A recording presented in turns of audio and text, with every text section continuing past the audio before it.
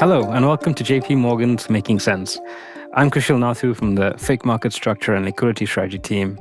In today's episode, we are going to explore gold trading across the Asia-Pacific region, a market experiencing record volumes, shifting market participation dynamics, and a wave of infrastructure developments that has the potential to shape where and how gold is traded.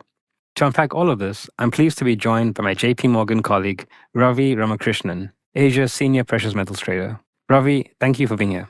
Thanks, Khushil. It's great to be here. Ravi, let's start with the broader picture. According to the World Gold Council, average daily gold trading volumes for 2026 are running at roughly $510 billion compared to $370 billion last year. We have seen 8 out of the top 10 trading days occur in January and February this year, while prices have surged to all-time highs above $5,400 per ounce. Now, at the time of this recording, mid-July, we have seen that move down closer to $4,000 per ounce. That's been quite a shift. From your observations, what dynamics are driving this level of heightened volatility and general activity? Yeah, volatility and trading volumes tend to go hand in hand. And we have seen some of the most volatile periods in the gold market in the last 12 to 18 months.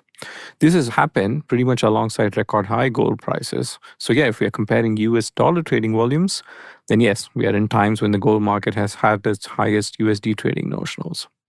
Now, part of the reason for this heightened activity is also because we've had interest in gold from a wide range of investors, whether it be central banks, sovereign wealth funds, hedge funds, asset managers, high net worth individuals, retail investors, and even corporate treasuries at times.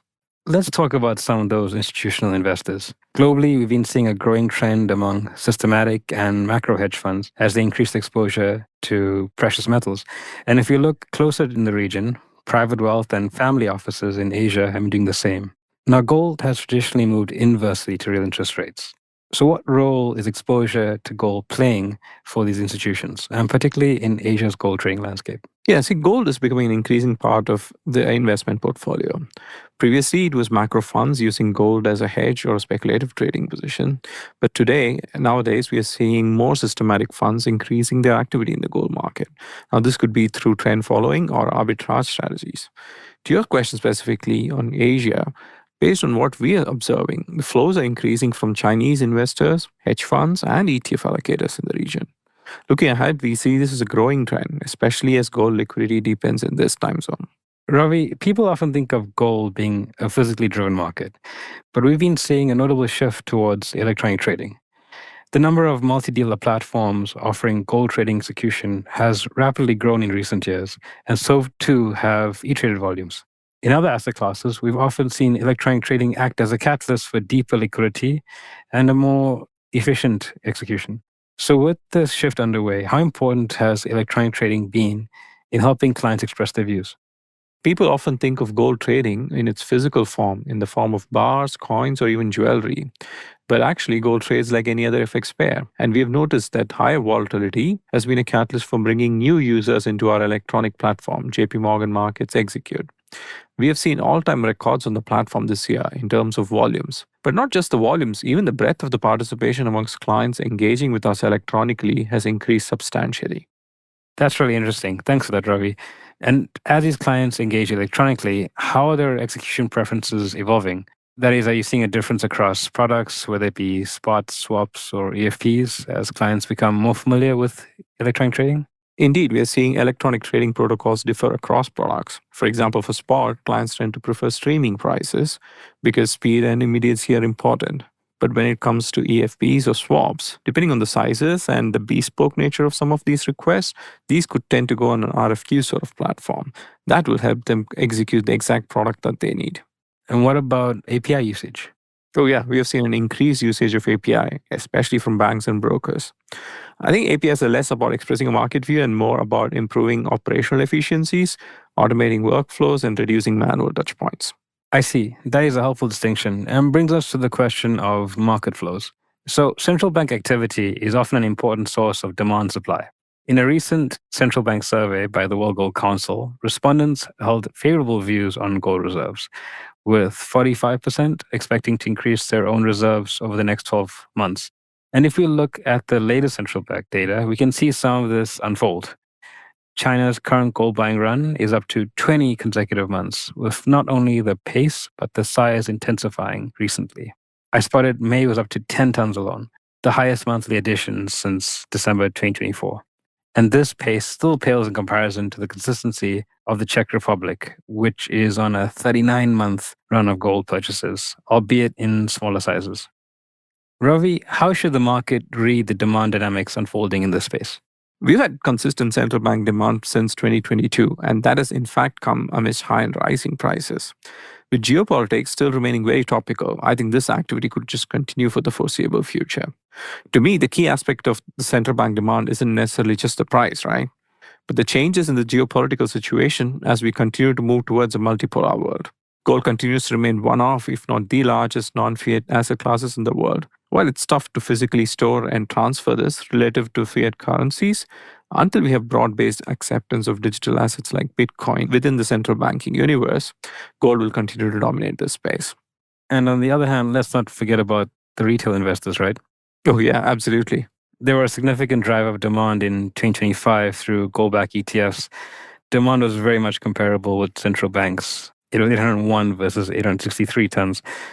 This year, we've seen gold ETF launches in the region continue with the likes of Line Global on the SGX and CSOP launching the city's largest physical gold ETF on HKEX. Are you finding the trend of retail demand holding up in the current climate? 2026 so far has been a roller coaster ride for gold prices, and retail investors have had a large role to play in it. After piling into gold in the first quarter amidst record surge in prices, retail investors have actually pulled cash out of the market. I think this was due to a combination of factors. One, the war in the Middle East obviously drove US dollar rates higher. And the second was that the equity market started to crack and the retail portfolio started to get hit overall.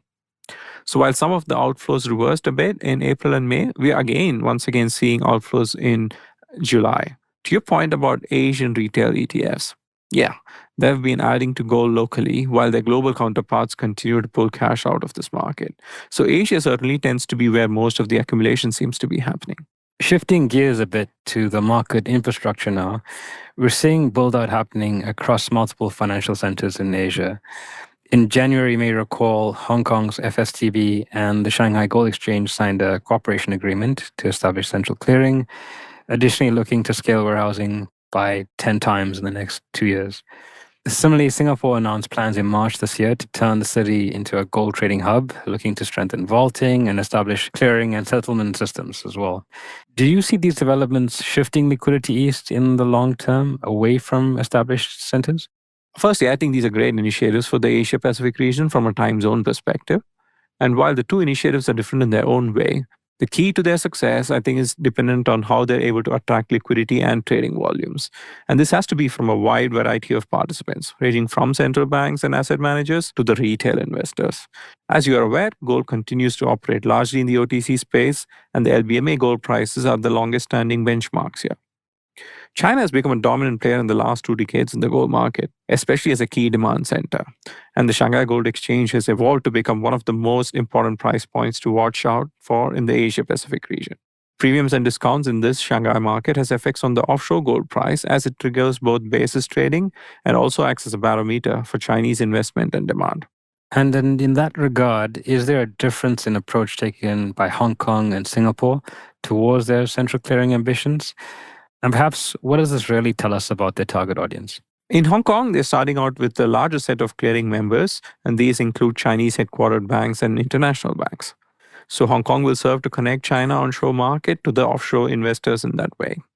Singapore, on the other hand, is planning to start with a smaller number of clearing banks with very strong local participation and an intent to add more participants over time, which will allow them to bring more liquidity and participation into this market over a period of time. I think that distinction is important and aligns with what we're seeing in the futures market. HKEX announced it will relaunch gold futures contracts in the coming months.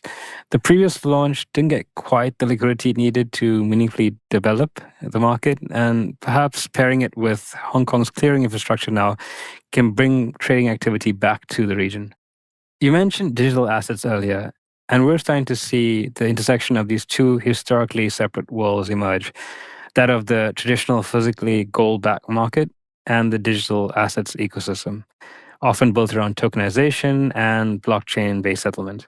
The World Gold Council recently launched their own digital gold platform, and in this region, we're seeing Indonesia run gold tokenization sandboxes, while Thailand and India are already operating digital gold mobile applications at scale. Ravi, what are your thoughts here? Are these innovations meaningfully adding new access routes driven by demand, or do you think they're just repackaging existing demand? I think it's doing a bit of both, but it's increasingly opening up genuinely new pools of demand rather than just repackaging what already exists. Digitization of gold trading is picking up in multiple markets, and offering gold trading and settlement through blockchain infrastructure enables improved settlement times and extended trading hours. Potentially, we are moving towards a 24/7 gold trading market, though these are still very early days. Mobile trading apps like those in Thailand and India have significantly increased retail accessibility, similar to what zero-fee brokerages did for equities. This is especially true among the younger population who do not want to be bothered with dealing with the physical aspects of gold. These platforms differ in their product offerings, but most pitch gold trading backed by physical gold holdings, either locally or in liquid offshore locations like London or Zurich. That's actually a good segue for us to talk about stablecoins here. The stablecoin market looks to have grown to over 300 billion, surging nearly 100 billion in the past 12 months. Nearly the entire market is dollar pegged, with the likes of USDT by Tether being the most popular stablecoin, holding around 63% market share. While the reserves backing USDT are largely treasury bills, gold represents about 10%. How is the growth of these gold backed coins, such as USDT or even Pax Gold, impacting liquidity, given that once these issuers purchase gold for reserve purposes, they effectively reduce the outstanding free float? Yes, certainly. I think stablecoins are acting as a new source of gold demand, which did not exist more than a few years ago. Tether's gold holdings of over 130 tons? Those are probably larger in size than most of the smaller central banks' gold reserves. I think the market is still digesting the implications of this, especially because it removes liquidity from circulation. If gold-backed stablecoin issuance continues to grow at the same pace that we have seen in the last few years, it certainly has the potential to lock away gold that would have otherwise been available for trading in liquid locations. Fascinating, Ravi. If the market needed any more proof that gold is still keeping everyone on their toes, I think today's conversation provided it. What comes across clearly is just how much the gold market in Asia is evolving, whether that is in who's participating, where they're trading, or how they're accessing it. Thank you for taking the time to walk us through it all. We surely are in interesting times, and there is a lot of exciting developments in the future to watch out for. Thanks a lot, Khushil, for having me. Thanks for listening to JP Morgan's Making Sense. If you've enjoyed this conversation, share your feedback by leaving a comment or review wherever you listen to podcasts. And be sure to follow our channel so you don't miss an episode.